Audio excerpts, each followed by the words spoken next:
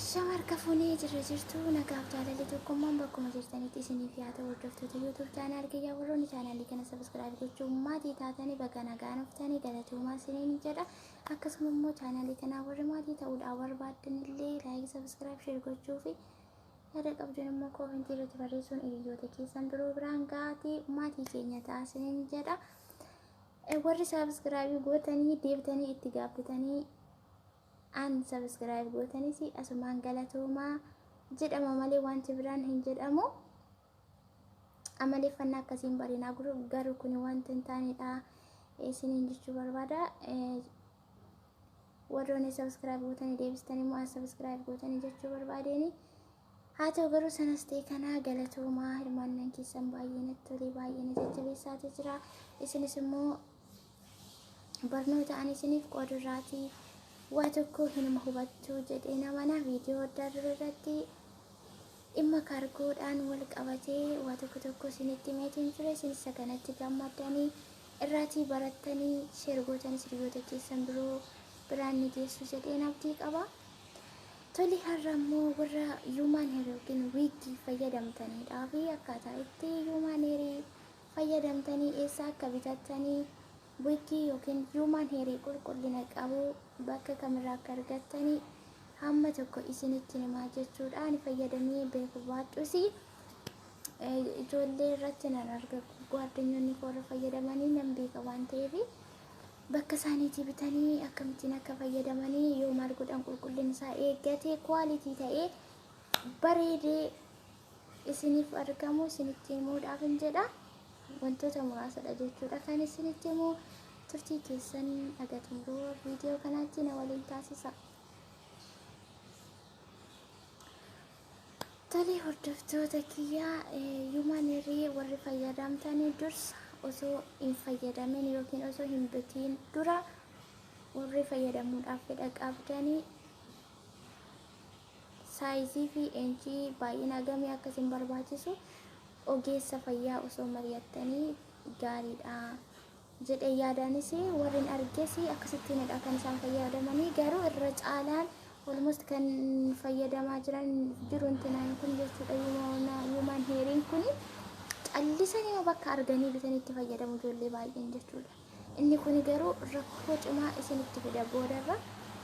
Wanti jalqaba faashiniidha jedhamee hooyi jedhamee cibcabaan itti baay'ate booda nama kuffisee nama gaddisiise waan meeqa gadi baasee miidiyaarra naannessee boossisuun isaa hin oolu waan ta'eedhaaf osoo hin hubatiin harkaan gubatiin kan jedhu tokkotu jira mammaaksa Oromoo keessa. Isin isuma har'aa ilaaltanii bareeda keessan simboo keessan isa har'aattiin ooltanii sargii haa ta'u bakka kamaatti fayyadamtanii ilaaltanii rakkina sammuu keessan irratti akka hin fidne dhalli namaa kan inni socho'uu fi waa gochuu danda'u sammuudhaan waan ta'eef baay'ee rakkisaadha. Keemikaala garaagaraa wanta of keessaa qabu fuutanii gara qaama keessaniitti hin butiinaa. Isin rakkisuu yookiin balaan taaniif isin saaxiluu danda'a boodarra. Kanaaf osoo hin beekin fayyadaminaa. Inchii meeqa akkasiin ga'ullee baay'ina isaallee baay'ina yoo jedhu rifeensa yabbuu fi haphii kan jedhan baay'ina qabuuf kan hin qabne. Inni kunillee saayizii rifeensa keessanii faana yoo deeme malee isin faana isiniif ta'uu dhiisuu danda'a. Akka barbaadanitti argachuu dhabuu dandeessu. Fuula keessan faanallee dirqama walqixa ta'uutii dhufa jechuudha. Mataan keessan baay'ate rifeensi irra keessa baay'ate fuulli keessan faana wal faana hin deemnedha ta'e baay'ee intinaadha jechuudha. Baay'ee kwaalitii isaa isin jalaatii balleessa waan ta'eedhaaf isa kana dura beektanii booda onlaayinii bakka barbaadanitti bituurra Amazon irraa bitattanii gaariidha. Amazon irraa wiigii yookiin human hair qulqullina qabutu Amazon irra jira jechuudha. Biyya keessallee alaallee orderii godhachuu dandeessu bakka barbaadanitti isinii fiduu. Baay'ee bareedaadha. Ijoollee jijjiiroon argu jechuudha. Gwaardinyoonni koo fayyadamu garuu yoo hin fayyadamullee ani fayyadamuu hin beeku fayyadamuu sin barbaadu. Garuu kana hundaa dhiistanii kan keessanitti uumama waaqayyo isiniif kennetti gammadanii simboo keessan isa ganamaatti osoo jiraattanii gaariidha kan jedhu dhaamsa isiniif qaba. Garuu dirqama fayyadamuutu nutti jira warra jettaniif immoo lafuma argitanii fuutanii hin fayyadamina booda rakkoo garagaraaf sin saaxiluu danda'a waan ta'eedhaaf akkuma kireemii sana akkuma waan shukkurtii akkuma qimaqimii garagaraa rifeensa dheeressa maal godha jedhanii ijoollee baay'een mataa isaaniitti dibanii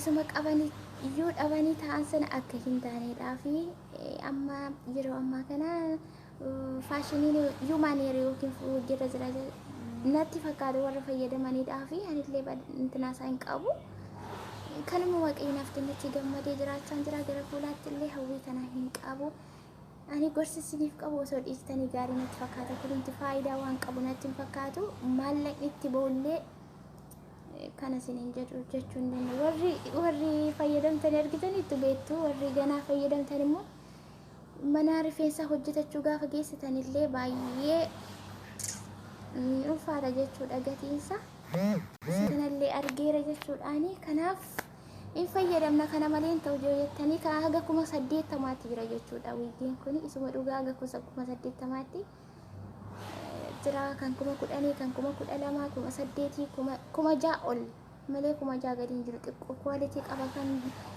xiqqoo isuma idduma arganiiti waanuma fedhitti fayyadamee faa deebisan immoo tokkosanii miicanii suuqii keessatti deebisanii gurguran osoo hin taane orjinaala kan jedhame 6,000 ol malee 6,000 gadi hin jiru jechuudha.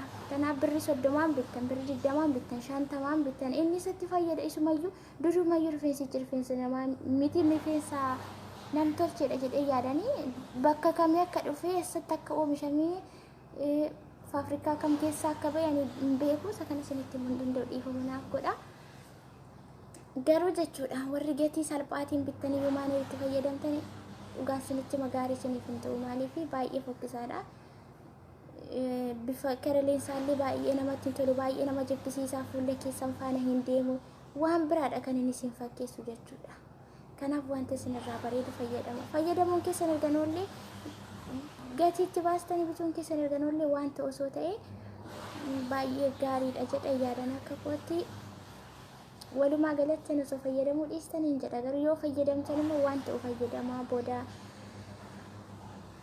rakkachuu dandeessu waan ta'eedhaa fi viidiyoo kana daawwatu jedhee suuta jedhee qas jedheen haasa'aatee jira jechuudha. Viidiyoo kanarratti wanti argamaa jiru akkaataa isheen itti hojjettu ilaalaa kun rifeensa uumamaatidha kan fakkaatu garuu wiiggiidha. Maraatii jirti jechuudha. Staayil heersa jedhamu.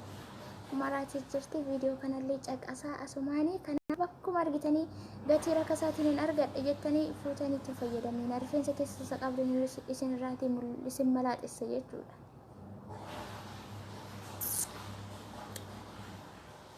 Isatti fayyadamanii deebisanii immoo miicanii naggaadonni deebisanii isaan maal isaanii maallaqa isaaniitti gurguratu waan ta'eef miidhaa isinirraan ga'u isaan waan hin beekneef isin immoo kan isin miidhuuf isin adda baasanii beekuu dirqama keessan ta'a. Viidiyicha caqasaa asumaanii tokko isaatii jirti jechuudha akkuma rifeensa isheetiitti.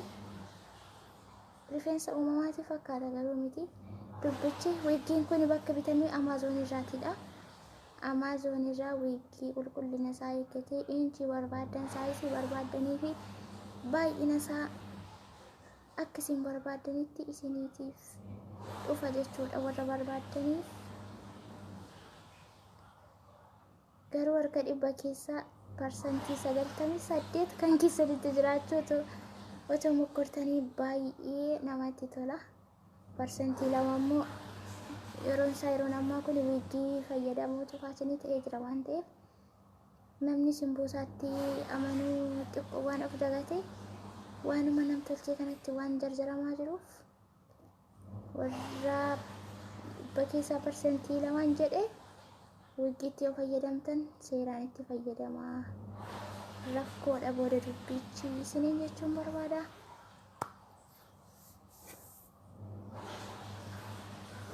Hin bareeda fakkaata garuu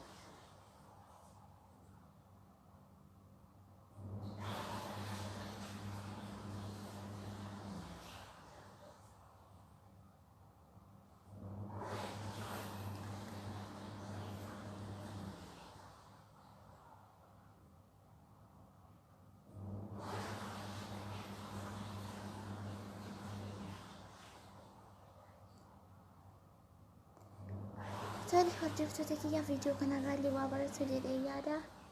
Anis dhaamsa tokko tokko isiniif dhaameera. Dhaggeeffadhaa jalqabaa haga xumuraatti. Dhaggeeffadhaa waa keessaa argachuu dandeessu kan isin fayyadu jechoota lama isiniif ta'uu danda'a. Haga ammaatti waan na wajjin turtanii fi guddaa galatoomaa isiniin jedha. Lafa jirtanitti waaqayyo hunduma keessan wajjin haa ta'u.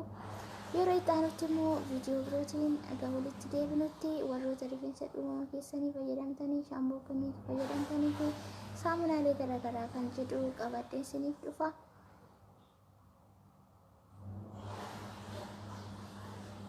Ammoo sirra deebii dhumarratti keemikaala wantoota keemikaala garaagaraa of keessaa qabanii ofitti fedhuu irraa of qusadhaa isiniin jechuun barbaada.